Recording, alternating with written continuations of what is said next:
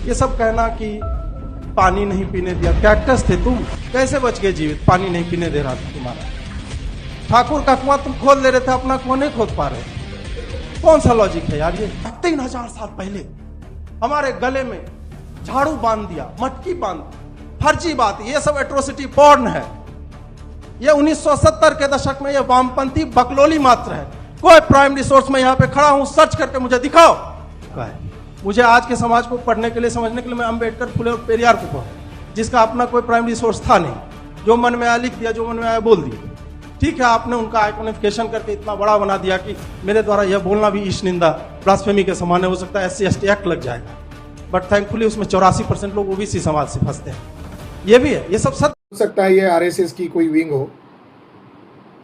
उस वीडियो में वह मेंटल लड़का महात्मा ज्योतिराव फुले, पेरियार रामास्वामी नायकर और डॉक्टर बाबा साहब अम्बेडकर का बार बार नाम लेकर भद्दी कमेंट कर रहा था। खास करके रिजर्वेशन पॉलिसी के खिलाफ बकवास कर रहा था, मेरिट की डिंग हाँक रहा था। ब्राह्मणों में कितना मेरिट है ये अब सारी दुनिया जान रही है। भारत का सत्यानाश ब्राह्मणों ने किया है, सारी अर्थव्यवस्था खराब कर दी गई है, एजुकेशन सिस्टम खराब कर दी है। तो ब्राह्मणों में कितना मेरिट है कि मोहन भागवत को मुंह छिपाकर भागना पड़ रहा है। उस पागल लड़के ने यह वक्तव्य दिया कि 3000 वर्ष पहले अछूतों के गले में हांडी और पीछे झाड़ू लटकाया गया, ऐसा लोग बोलते हैं। खास करके उसने कम्युनिस्टों का जिक्र किया। तो मैं उस ब्राह्मण लड़के को सलाह देना चाहता हूं, तो बोलते वक्त जरा स्टडी करके बोला करो। कुछ भी बकवास करने से RSS के अंध वक्त खुश हो सकते हैं, मगर दुनिया तुम्हारे ऊपर हंसेगी। वर्ण व्यवस्था कब बनी, जाति व्यवस्था कब बनी, और छुआछूत की परंपरा ब्राह्मणों ने कब बनाई, इसका पहले स्टडी करो। छुआछूत की परंपरा भारत में 8वीं शताब्दी के बाद शुरू हुई।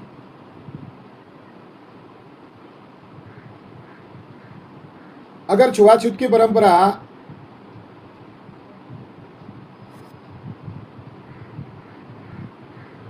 8वीं शताब्दी में हुई है, तो 3000 वर्ष पहले का क्या संदर्भ है?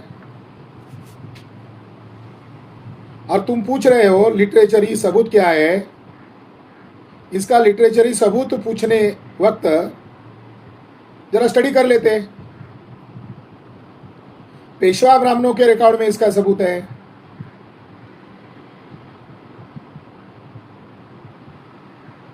और अछूतों के गले में हांडी और पीछे झाड़ू लटकाया गया था, इसका संदर्भ प्रथम बाजीराव पेशवा के साथ है। और जब बाजीराव ने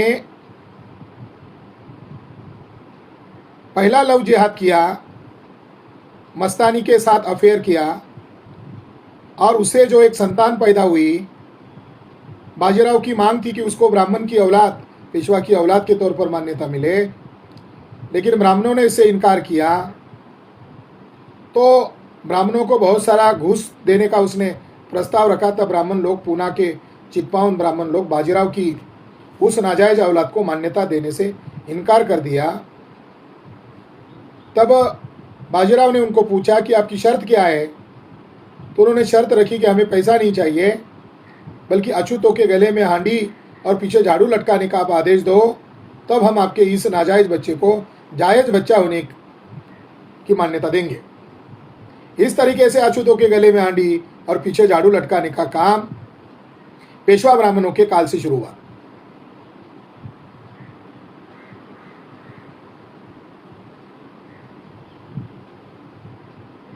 तुम्हारी तरह ही एक NC केलकर था, तिलक का शिष्य।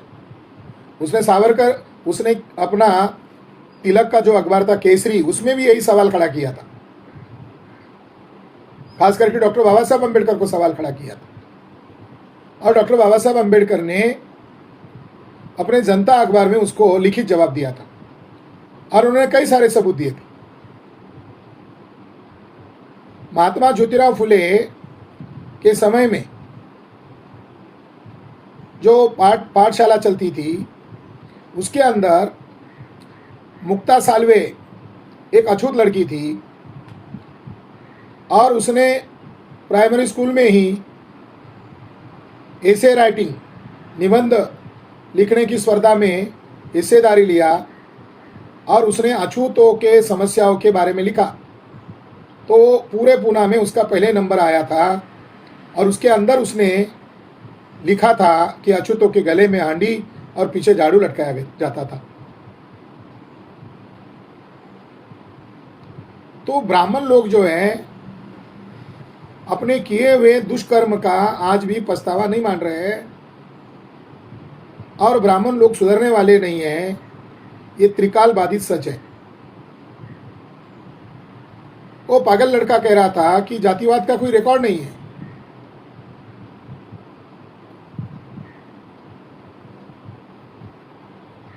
एक समय बाजीराव, दूसरे बाजीराव की कहानी है कि बाजीराव जिस गांव में जाता था तो वहाँ पंक्ति भोज करता था, पैसा किसानों का लुटता था।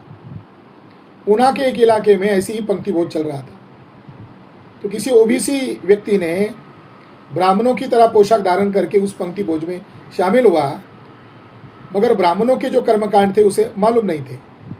वो सीधा खाने के लिए बैठा और सारे ब्राह्मण संस्कृत के मंत्र पढ़ रहे थे। उसके व्यवहार से सबको पता चला कि वो गैर ब्राह्मण है। उसको तलवार दिखाई गई, तब उसने कबूल किया कि वो गैर ब्राह्मण है और ओबीसी जाति से है, पिछड़े जाति से है। उसको बहुत बड़ा दंड दिया गया। कायस्थों का उदाहरण देखिए। कायस्थों के सिर तोड़ने के आदेश पेशवा ब्राह्मणों ने दिए। सुनारों ने सफ़ेद धोती, ब्राह्मणों की तरह सफ़ेद धोती पहनी तो उनको भी सिर कलम करने का आदेश दिया, पैर तोड़ने के आदेश दिए। तो ब्राह्मणवाद का मतलब है जातिवाद। ब्राह्मणवाद का मतलब उच्च नीचता, गैर बराबरी, वर्चस्व की भावना। ये तो जंगलीपन है। ये गर्व की बात कहाँ हो सकती है? ये तो जंगलीपन की निशानी है। ब्राह्मणवाद पर गर्व करना यह जंगलीपन की निशानी है और ब्राह्मण जाति की मानसिकता उस जंगलीपन में आनंद मानने की है और बीजेपी की सत्ता आने के बाद वह उस जंगलीपन को गर्व मान रहे। दूसरे, उस पंडे लड़के ने यह कहा कि प्राइवेट सेक्टर जो है वो देश को ढो रहा है और उसमें भी आरक्षण की मांग की जा रही है। देश में मुट्ठी भर लोगों के हाथ में वेल्थ नहीं रहना चाहिए, यह संविधान कहता है। सामाजिक समानता आनी चाहिए, आर्थिक समानता आनी चाहिए, तभी देश संपन्न हो सकता है।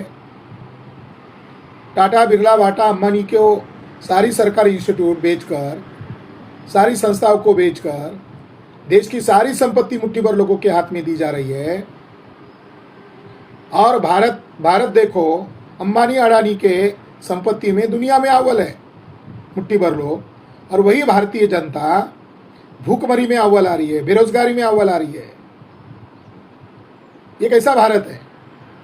और उस भारत के दो चेहरे क्यों हैं? तो देश की संपत्ति को मुट्ठी भर लोगों के हाथ में बेचना यह देशद्रोह है। तीसरी बात उसने कही कि मेरिट प्रतिनिधित्व से नहीं आता।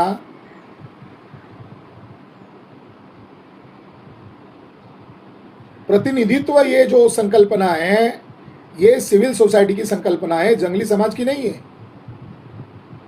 भारत की डेमोक्रेसी रिप्रेजेंटेटिव डेमोक्रेसी है। मगर इस पंडे के उस वीडियो से एक बात तो साफ हो गई है कि 3.5% ब्राह्मण इतने मगरूर इसीलिए हो गए हैं क्योंकि उन्होंने ईवीएम के जरिए से शासन सत्ता पर, व्यवस्था पर नाजायज कब्जा जमा लिया है। और बहुसंख्य आबादी को उनके सामने झुकना पड़ रहा है, उनके शोषण का शिकार होना पड़ रहा है, भिखारी बनकर उनसे मांगनी पड़ रही है। जो ब्राह्मण गांव का सरपंच नहीं बन सकता, उस देश की शासन सत्ता व्यवस्था पर नाजायज कब्जा जमा लिया है, यही लोकतंत्र की सबसे बड़ी विडंबना है। और यह सब ईवीएम के कारण हो गया है।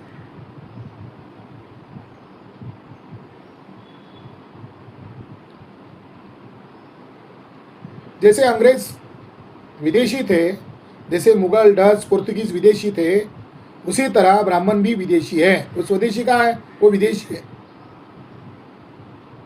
और शासन सत्ता व्यवस्था पर नाजायज कब्जा करके मनु प्रणीत व्यवस्था को इस देश में थोपना चाहते हैं। इसलिए इन विदेशी ब्राह्मणों को समझाने से वो समझ में आ नहीं सकता, इनको भगाना पड़ेगा। विदेशी ब्राह्मणों को भारत में अब रहने का भी अधिकार नहीं है। उसने बोलते बोलते एक स्टेटमेंट दिया कि फुले पेरियार अंबेडकर को आप आधार बनाकर बात करते हो। उनके पास क्या प्रमाण था, उनके पास क्या सबूत था?